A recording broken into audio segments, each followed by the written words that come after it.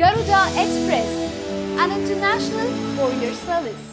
Controversial heroine Amala Paul తన సినిమాల కంటే కూడా ప్రేమ, పెళ్లి, విడాకులు లాంటి వాటితోనే ఎక్కువ పాపులర్ అవుతూ వస్తుంది.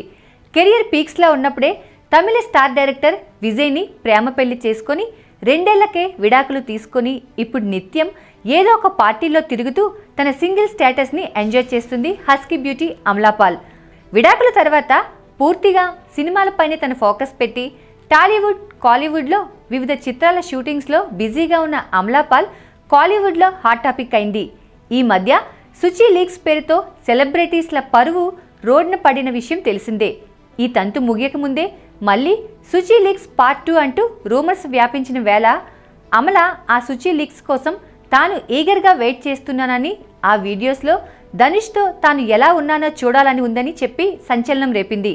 అయితే అప్పట్లో ధనుష్, అమల కూడా చాలా క్లోజ్గా ఉన్నారు అన్న చర్చ కూడా జరిగింది.